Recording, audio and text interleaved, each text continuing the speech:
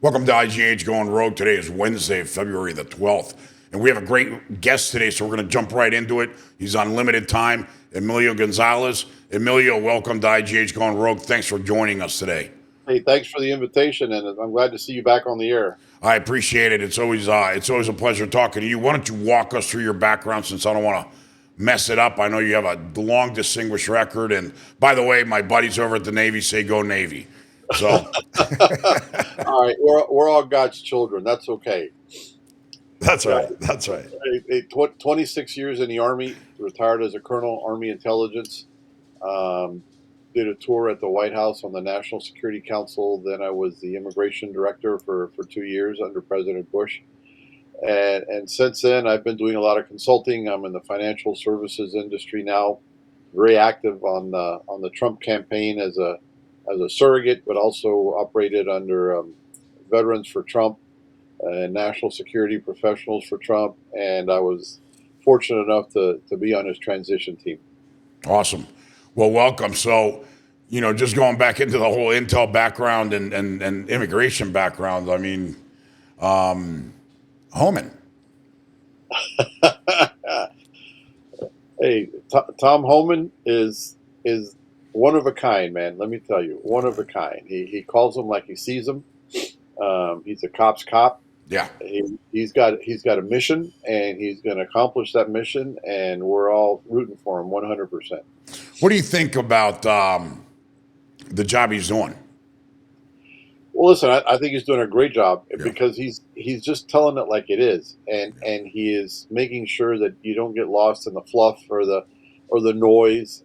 He is, I think, his official title is Deputy Chief of Staff for enforcement, Yeah, or I know they something. I know they call him the border czar, but I mean, but yeah, he's taking that to heart. yeah, He's basically the voice and the face of border security. People respect that. People respect him. He's not anybody's fool, no. and I think he's going to do great things. He's only been on the job maybe a month, and he's not going to leave a stone unturned until we fix this border issue that we have. So, quick question. So, we've heard numbers about 680,000 illegal criminals in the country. I bring this number up a lot just because of the simple math. If we're picking up 1,000 people a day, that's over 2 years before we can get this garbage out of here. Yeah, but Ivan, you got to start somewhere, right? Yeah, yeah, And there are going to be people that you pick up and deport. There are going to be people that are going to deport themselves, and they're not going to wait around to be deported, I guess. okay. So there's almost, I would say, an embarrassment of riches of what you can do with the deportation of illegal immigrants. But that just goes to show you how just totally chaotic the Biden administration left the Yeah, border. yeah, It was just it was a no man's land. It was do whatever you want. There were the police department, the border patrol was turned into a social service yeah. agency. CBP wasn't allowed to do its job. I mean, it was just a total disaster. And now this administration is going to have to pick up the pieces, and we got to start somewhere. Well, yeah, and you know what? I've said this before. I've talked to people at the bureau, and they tell me, "Hey, we knew where all these people were. We just weren't allowed to go execute and pick them up." Isn't that fucked Exactly. up, dude? I mean, that's fucked You up. had, and then you had ICE that had operational orders so that if ICE was going to go pick up one person and that person was in a room with 10 other illegal immigrants, they were not allowed to pick up the other 10 people. They were only allowed to pick up whoever it was that they had an order for. And that's Um, and that's going to change, right? Because we I heard think it Tom already did. say, I "Hey, think you it know already what? If we go pick up a guy and he's standing around with a couple other people that have 13s tattooed on their forehead on their face, That's right. That's right. They're gone, man. They're yeah, gone. They're going to be we're going to be put in a bag somewhere, and they're going to be thrown out of the country. And now the seriousness of this, you have the administration is wanting to reactivate Guantanamo as sort of a holding pen for all of these folks until we can get them out of the country. So Guantanamo has a capacity of about 30,000 beds, I guess, and and we're not going to wait around. I guess if you pick up a bad guy, we're not going to wait around for their home country to take them. We're going to ship them to Guantanamo, house them there, yeah. get them out of our streets, out of our communities, and then start working on repatriation. What about the? So there's probably 20 million illegals at least. That's about right. That's about right. You know, how do we get rid of all these people, or is it impossible? Well, listen. If you sit back and figure out, how long it'll take you and how many 747s or how many 777s you have to fill to get all these people out, Yeah, it's you won't get any impossible. sleep at night. Yeah, But you have to start somewhere, and you have to send a message. Okay, this is no longer the Wild West. This is no longer a free for all. We're a serious country. We have laws. Those yeah, laws have to be enforced. Times have changed. New sheriff in town. I mean, that gets kind of old, but there is a new sheriff in town, and you may not get to all 20 million, granted, but you start a process, and you keep to that process, and all of a sudden, I'm a believer in self deportation. I yeah. think that So do if you're here and you can't find a job and you have nowhere to live, you may very well want to go home where you have a family structure that can help you out. Yeah, But we have to start somewhere. We yeah. really I do. agree with you. I was thinking the same thing. I was like, it's impossible to get rid of all these people, but if they know we're coming after them, they might self-deport, right? Not only that, but and listen, I'm not one for bureaucracy, but I'll give you a perfect example. Everybody is scared of the IRS. Whether you're an individual or a corporation, the last thing you need is the IRS down your throat. It may take that kind of a regimen with immigration laws, where businesses are going to be very scared of There visiting you go. ICE or CBP, to the tune that they may be shut down. So you may lose your business because you're employing illegals.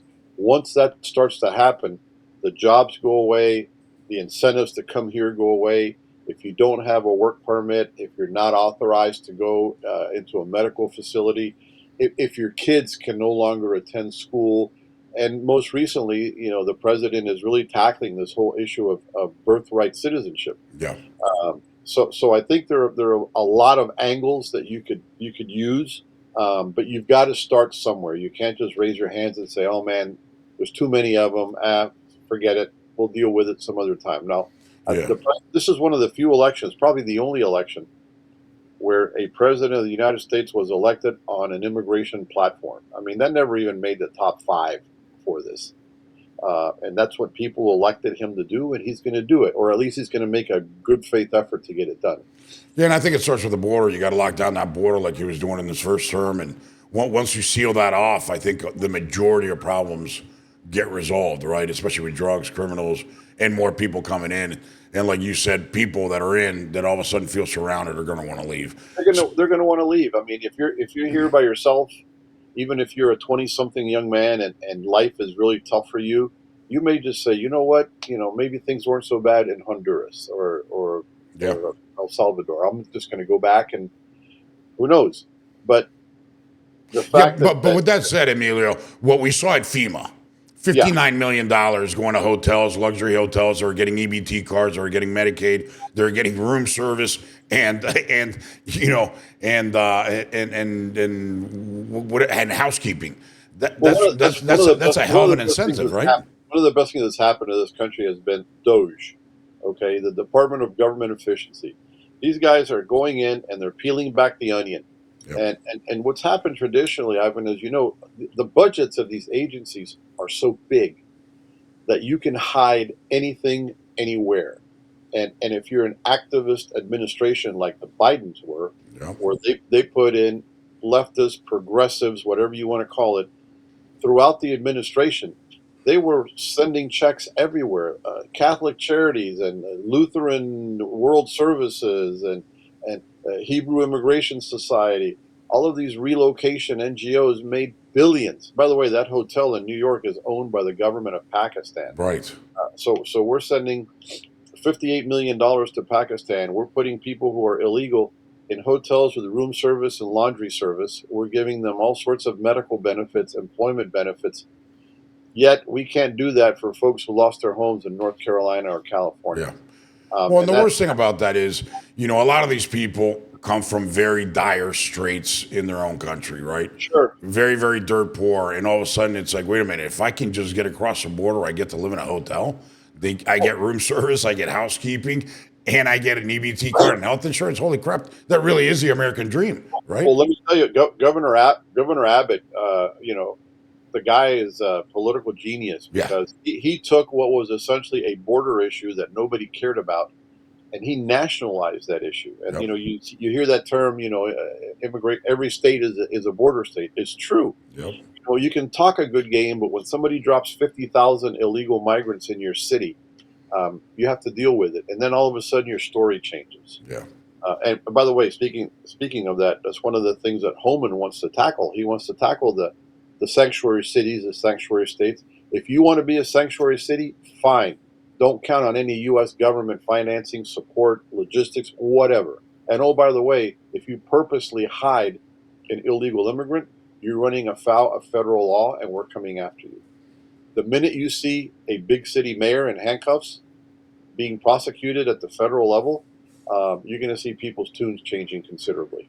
That's going to be really interesting. I wanted to go back to something that you mentioned because I brought it up yesterday on yesterday's show. And you were part of the Bush administration, part of 43. He had something very specific: the guest worker visa program. Why are we not doing that? Why are employers this whole bullshit about farmers and agro and cattle and But they need workers? we Okay, always did that. We always had those types of visas. Okay, and for the better part, they worked. The problem is that the people that are coming across the border, they're not coming across the border to work ag. They're coming across the border to do anything. right. They're going to want to work construction. They're going to want to sit back and maybe catch a government check. Yep. Why would I work if the U.S. government is sending me however little they're sending me? Yep. That's a lot of money considering I just came from a country where the minimum wage is $3 a day or something. Yeah. So the volume of people that the Biden administration let through. And by the way, Ivan, this is something that I challenge my friends on the Democratic side. Nobody's ever been able to explain what the strategy was in opening the U.S. border. The administration has never ever explained, other than anybody should be allowed to apply for asylum. I agree, but if you have to cross 11 national borders to get to the U.S. to apply for asylum, you're Yeah. really not applying for asylum. Right. You're using our asylum laws as a way to get into the country and staying here, which is another issue is that the perversion of our asylum laws, the perversion of TPS, which we're Yeah. hearing a lot about now. And so again, this administration is going to have a full plate when it comes to immigration. It's all connected: immigration, border security, crime. It's all interconnected, and this administration is going to have to work on several fronts to get this done. Do you think this administration has a real appetite to enforce laws like you were mentioning to penalize employers? Maybe take their business, fine them, put them in jail, like I said yesterday. Yeah, I think there are many avenues. Look, E-Verify. I don't know if you've heard of Yep. E-Verify, which is an electronic app that businesses can check people's social security number. We've been talking about E-Verify for 20 years, Emilio. We have, and by the way, and it works. The problem is that people don't want to use it. You know why? Businesses don't want to use it. Why? Because if they want to hire Ivan Garcia and he goes through E-Verify and it turns out that Ivan is illegal, they now have a quandary, right? They have to probably not only not offer him a job, but probably turn him in. Yeah. So nobody wants to do that. But E-Verify works. The error rate is less than 0.1%. Wow. Again, you're going to have site visits. All of these things are part of the greater whole. You've got a lot of illegal immigrants right now that are in prison. Okay, as soon as they finish their prison sentence, they go directly to an aircraft. They don't, no appeal, no nothing. And as you mentioned, we have hundreds of thousands of people here that have criminal records. Yeah. We know where most of them are. Why? Because that's where they get their welfare check sent or their Social Security check sent. So again, this is going to be more than anything else. It's not going to be because they don't want to do it. It's going to be of scale. Where do you start? In the military, we call this a target-rich environment. Yep. Where do you start? and then you just keep on going and going and going, and at some point, people will notice the difference. Emilio, you're an encyclopedia of wealth and information, and I appreciate you being here. I want to pick your brain on a couple issues that are related to the border that are very specific for national security, right up your realm, right down your valley. Cartels. How are we going to deal with the cartels? Where the president just classified them as terrorists, so officially now we could go into Mexico and crush them. That's Well, not going to be that easy either, right? well, the cartels have now been classified as transnational organization, the criminal Yep. organizations, TCOs. And what that does is it allows the federal government to actually use a lot of tools, enforcement tools, economic and financial enforcement tools, but it does keep a military option on the table.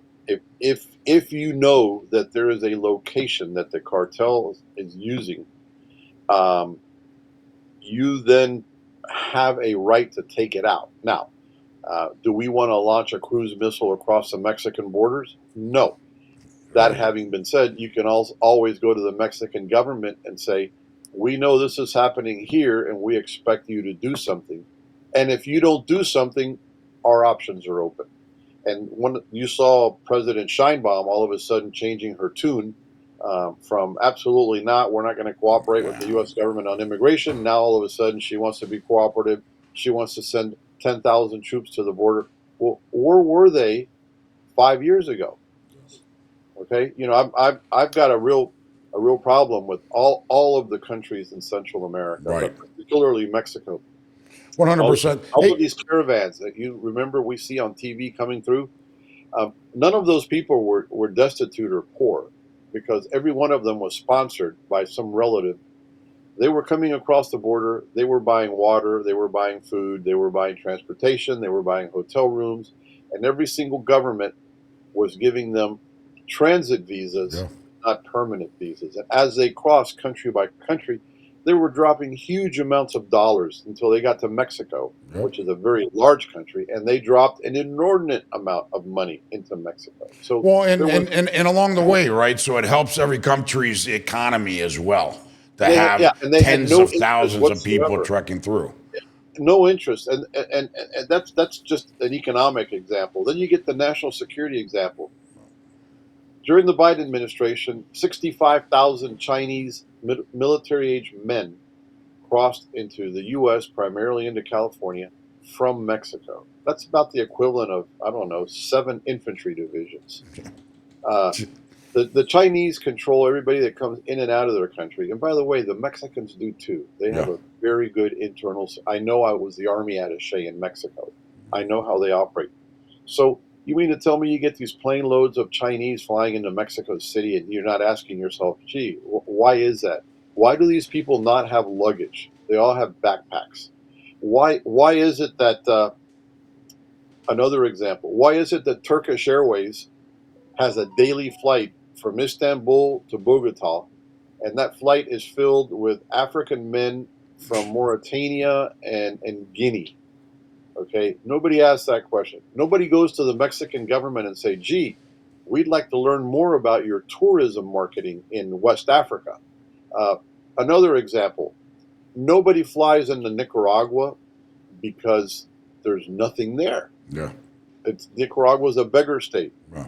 So where do people fly into? They fly into El Salvador, that has a very, very vast international transport system. All of a sudden, LATAM Airways, that flies right here into Miami, Yep. quadruples the number of its flights from San Salvador to Managua. Why? Because there's They're money there. picking They're people up. transporting illegals. And oh, by the way, speaking of our friends in El Salvador, they saw the business aspect of this as well. And they figure, well, if they're not going to come through El Salvador, we'll just charge every single one of them 1,300 euros for a transit visa. And that's exactly what they did. Wow. So all these people that are now they're going back to Nicaragua to come back across.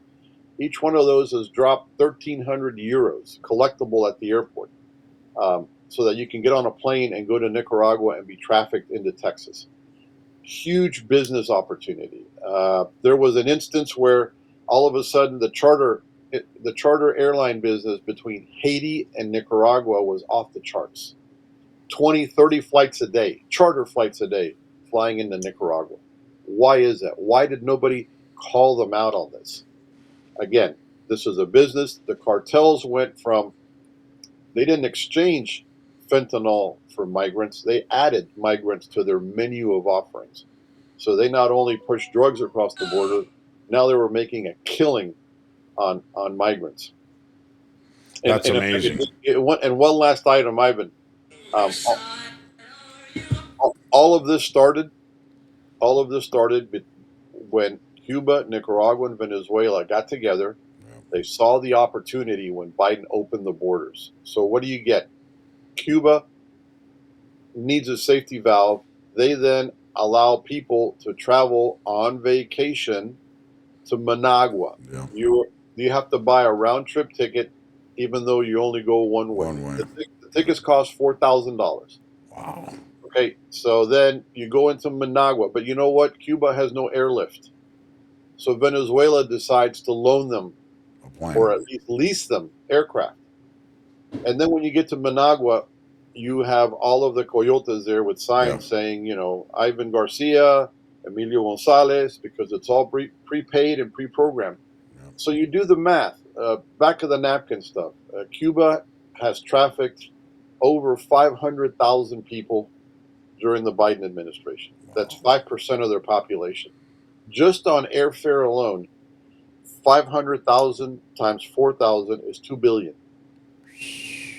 So there's $2 billion right there, just in that little segment. And then when you get to Managua, you're going to pay anywhere between $6,000 and $12,000 to get traffic to the border. The low end, you're going to walk. The high end, you'll get transit. And everybody makes money along the way. And the Mexican government makes money by looking the other way, maybe even facilitating this since they're not staying. So it has become a business. And I was doing a lot of social media, and I always used to end my tweets by saying, it's a business. Follow the money. When you follow the money, you'll understand. And then recently, we've all been seeing following the money internally, right? Who made money off of illegal immigration? Regional governments, the cartels, and the NGOs. Yeah, The especially. U.S. NGOs Yeah. made billions, Yeah. billions, housing, transporting, you name it. So it became a business where the only person that did not really play in this was the U.S. taxpayer. We didn't play. We paid. Yeah, we didn't play, we paid. That's right. Exactly. Emilio, so it's been said, well, I guess it's more than been said, it's been confirmed, that for a long, long time, there's always been a member of the cartel in the Mexican cabinet. If that's the case, and we know that to be fact, how are we going to hold them accountable to do something against the cartels? I don't listen. I don't think they may have an individual cartel member in the cabinet, but I do think the Mexican cabinets writ large tend to be like rent a minister. Yeah. And it's been proven, right? Yeah. Not long ago, I think the guy's last name was Luna, the attorney general or Yep. something, was indicted. Yep. It happens all the time. Correct. The cartels own about 30 to 40% of Mexico. Yep. I served as the army attaché in Mexico many years ago. Back then, we were worried about cartels. I can imagine now. And the Mexican government has gone through different iterations. They've abolished police departments. They created the National Guard, which is a parallel army. They've used the army, which they didn't use before.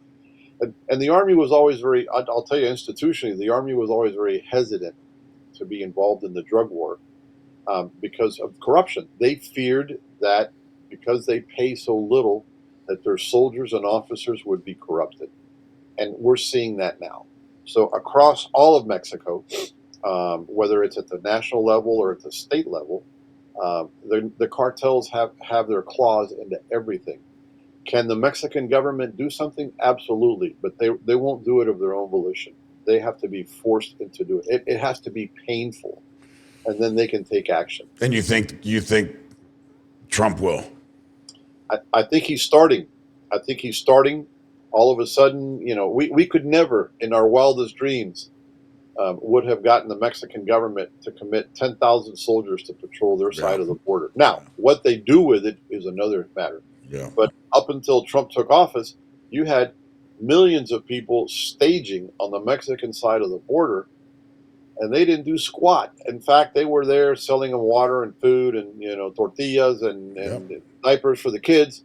It was a business for them. Now they're going to be held accountable. We're going to put 10,000 soldiers. That's the equivalent of a division and a half of infantry, and we're going to see what you do, and then we'll take it from there. So the other question that everybody's wondering, and has been said and reported widely, is that the cartels have threatened to use drones to attack U.S. troops. What would happen? I think that would be a huge strategic mistake with this administration. I think the minute they launch a drone across the U.S. border, all bets are off. You think so? All bets, absolutely. All bets are off. And what does that mean? Well, that means it could mean any number of things. It could be insertion of special forces. It could mean firing back our own weaponry. By the way, our heavy artillery has a range of about 30 kilometers. Okay, so we can get there. I genuinely think that whatever cartel member decides this is a good idea, his colleagues should probably take him out, because that would be the end. That would absolutely be the end. And you're convinced about that, right? Absolutely. An attack across the U.S. border under this administration would be an unforgivable act. And I think if this administration did not act, I think it would lose all credibility all around the world. I agree with you. Emilio, we're way past your 20 minutes, man. I appreciate you. Hopefully we can get you back again and for a long form, for a good 45 to 60. You know so much. There's so much to explain. I know we have learned so much in this short 30-minute span, and we have to do it again. Hey, it'd be my pleasure, Ivan. It's a lot of fun. Listen, I wish you well. I'm glad you're back on the air, and I look forward to doing this again. Absolutely. Thanks, Emilio. Take care. Thank you, sir. Bye-bye. All right. Hopefully everybody had a good time. Emilio Gonzalez, man, that guy is so knowledgeable. He's an encyclopedia. He just knows so much, and we've heard from him real, tangible, factual stuff, information, data, numbers, how it really works, who's making money, how are people making money through this trafficking of humans, right? The cartels, the coyotes, the countries, the immigration systems of different countries, and obviously what would happen if the cartels were to decide to attack our troops across the border, coming from a Army officer, intelligence guy, National Security Council. That's very reassuring. That's good to hear. I think everybody would love to see the Trump administration crush the cartels. I think it's easier said than done, but without a doubt, that would probably happen. Mr. Producer, what do we have teed up over there? I know we have some things teed up that we were going to talk about today. Let's start with Ann Fogel reacts to the release of her brother Mark from a Russian prison after being wrongfully detained in 2021. The 25-second clip. Okay, let's go. So often politicians make promises, and we know a promise was made to your mother. How does it make you feel that 2 weeks in, they followed through with the promise that they made? He was true to his word. It's amazing. That's just such a different a relationship. And I'm just so incredibly grateful to the president. So often politicians. Boom. That is an accomplishment, huge accomplishment for President Trump to get a U.S. citizen out of Russia. Huge news yesterday. But I just sent you a tweet right now, if you can throw it up there. Big news. Tulsi gets confirmed as DNI. So that is big news. We talked about it yesterday on the show. Did she have the votes? Were we going to be able to do that? And let's see what happens with RFK. There she is. Look at that. She's a stud, man. Tulsi, new DNI. Yeah, great AI image. True. Oh, come on. Fantastic. You think that's AI? That is 100% AI. Why is that? Yeah, because I can totally read the illegible writing on her plates. Yeah, great. So anyway, so there's another tweet that we had up there, or video clip from Elon, that they talk about that he saved, I think, $1 billion out of spending out of the Department of Education so far, which is insane. And most of there it is. I think there's this one, but yeah. There it is. There it is.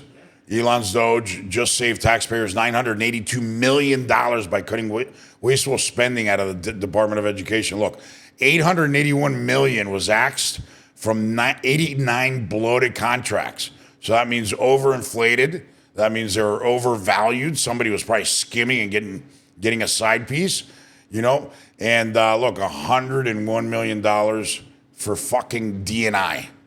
I'm sorry, for DEI training grants. Dude, this whole thing has been a racket and a scam. And there's a video of Elon saying that they're going to go after everybody that has made money, that has become rich. I don't know if you have that video, Mr. Producer. Let's see. I have a couple other different videos. All right, well, throw them up there. Let's see what you got. There it This is. is big numbers. Talking about $100 to $200 billion a year. Serious money. Mr. Musk, you said on X that an example of the fraud that you have cited was $50 million of condoms was sent to Gaza. But after fact-check this, it apparently Gaza in Mozambique, and the program was to protect them against HIV. So can you correct the statements? It wasn't sent to Hamas, actually. It was sent to Mozambique, which makes sense why condoms was sent there. Yeah. And how can we make sure that all the statements that you said were correct, so we can trust what you say? Well, first of all, some of the things that I say will be incorrect and should be corrected. So nobody's going to bat 1,000. I mean, we will make mistakes, but we'll act quickly to correct any mistakes. So, by the way, we fact checked it first. Mr. Producer over here fact checked it on Monday, right? Or was it last week? I think it might have been last week. Yeah, you said it's not Gaza. The Gaza Strip is Gaza and Mozambique. So we'll take credit for that. Thank you very much. Thank you, Mr. Producer. You're a stud. All right, what do you got? Oh, this will be fun. You know, one of the things is like we are trying to sort of right-size the federal bureaucracy, just make sure that this, obviously there need to be a lot of people working for the federal government, but not as many as currently. So we're saying, well, okay, well, if people can retire, you know, with full benefits and everything, that would be good. They can retire, get their retirement payments, everything. And then we were told, this is actually, I think, a great anecdote, because we were told no, the most number of people that could retire possibly in a month is 10,000. We're like, well, why is that? Well, because all the retirement paperwork is manual on paper. It's manually calculated, then written down on a piece of paper. Then it goes down a mine. And I'm like, what do you mean a mine? Like, yeah, there's a limestone mine where we store all the retirement paperwork. And you look at a picture of this mine. We'll post some pictures afterwards. And this mine looks like something out of the 50s because it was started in 1955. So it looks like it's like a time warp.